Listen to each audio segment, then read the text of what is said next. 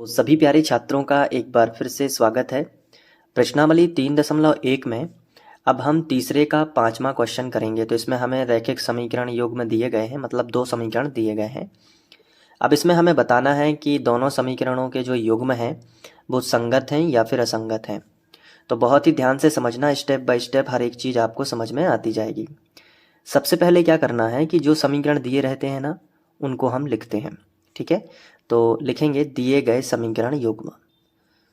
तो इसके बाद हम क्या करेंगे, दोनों समीकरण लिख लेंगे। जैसे पहला है 4/3 x धन 2y बराबर 8, और दूसरा है 2x फिर क्या दिया गया है, धन 3y बराबर 12।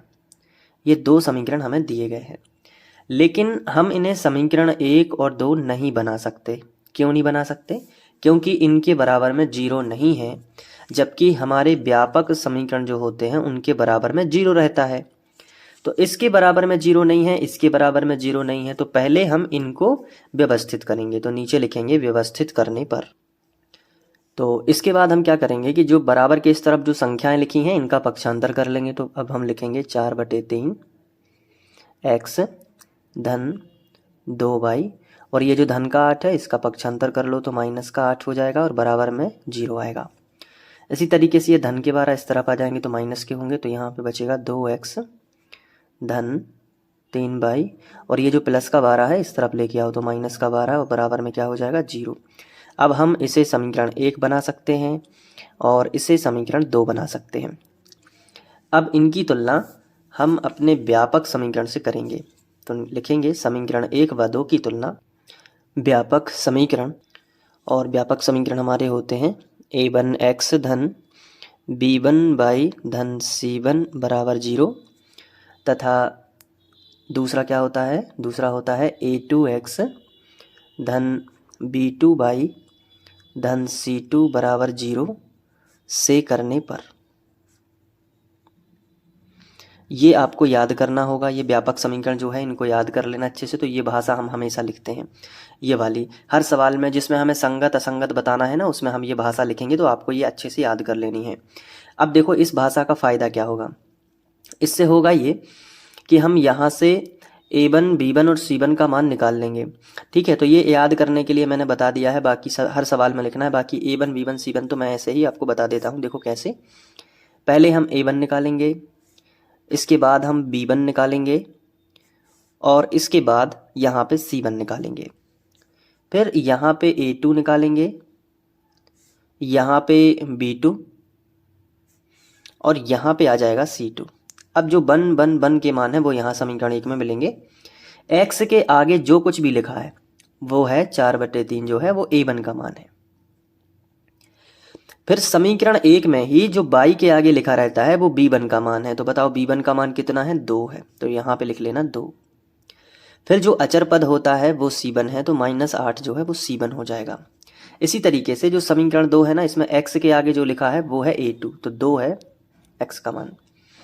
इसके बाद जो y के आगे लिखा है वो है b2 का मान, और जो अचर पद है वो है c2 का मान, तो -12 हो गया। अब इसके बाद हम पहले a1/a2 निकालेंगे। तो a1/a2 हमने निकाला, तो a1 कितना है, 4/3, हमने लिखा 4/3। लेकिन जो a2 है वो कितना है, 2, तो हमने बटे में लिख लिया 2। इसके बटे कुछ नहीं है तो हम 1 कर सकते हैं। अब पलट दो इसको, तो जो ऊपर की संख्या है वो तो हमने ज्यों की त्यों लिख दी 4/3, लेकिन जो 2/1 है वो पलट के हो गया 1/2। अब ऊपर ऊपर का गुणा कर दो तो 4 एकम 4, और नीचे नीचे का कर दो, या फिर पहले कैंसिल कर दो। 2 से 4 कट रहे ना, ऊपर नीचे की संख्या जो है वो कट जाती है। तो 2 एकम 2, तो 1 बार गया, और 2 दूनी 4, तो 2 बार भाग चला गया, तो 2 एकम 2 आ जाएगा फिर यहाँ पे, और बटे 3 एकम 3 आ जाएगा। तो 2/3 हमारा a1/a2 होगा। अब हम निकालते हैं b1/b2। तो b1 कितना है, 2, तो b1 की जगह पे 2, और b2 कितना है, 3, तो यहाँ पे आ जाएगा 3। तो ये 2/3 आ गया, और a1/a2 b1/b2 के जस्ट बराबर है। तो अब हम c1/c2 निकाल लेते हैं। तो हमने लिखा c1/c2। c1 कितना है, ऊपर देखो -8 है c1, तो यहाँ पे लिखोगे कि c1 है -8, और C2 कितना है -12। माइनस से माइनस कट जाएगा और 4 दूनी 8, 4 से काट दो, 4 दूनी 8, 4 तिया 12, यानी बचेगा 2/3। तो तीनों के मान बिल्कुल सेम है, A1/A2 का मान, B1/B2 और C1/C2। तो यहाँ पे हम एक चीज़ लिखेंगे कि चूँकि 2/3, या यहाँ लिखेंगे, यहाँ 2/3 बराबर है 2/3 के, और वो भी बराबर है 2/3 के, इसलिए हम लिख सकते हैं कि A1/A2 बराबर है B1/B2 के और बराबर है C1/C2 के।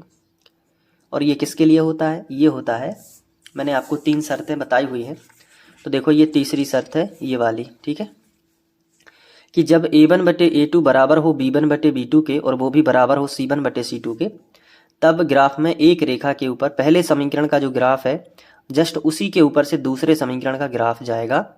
तो इसका मतलब है रेखाएं कैसी होंगी? संगत होंगी। तो दोनों समीकरण युग्म संगत हैं। तो इस तरीके से लिख देना कि अतः दोनों समीकरण युग्म क्या है? संगत है। तो ये हो गया। अब संगत ही बताना था, तो ये 5वां सवाल हमने कर लिया। आई होप कि आपको समझ में आ गया होगा। अब एक बार अच्छे से नोट कर लो, ठीक है, यहाँ से देख के नोट करो, ये वाला यहाँ पे, इसके बाद यहाँ पे, फिर यहाँ पे, इसके बाद यहाँ पे। और सारी वीडियोस देखने के लिए आप जो प्लेलिस्ट यहाँ पे शो हो रही है, दिख रही है, वहाँ पे जाके आप देख सकते हैं। मिलते हैं नेक्स्ट वीडियो लेक्चर में। Thank you.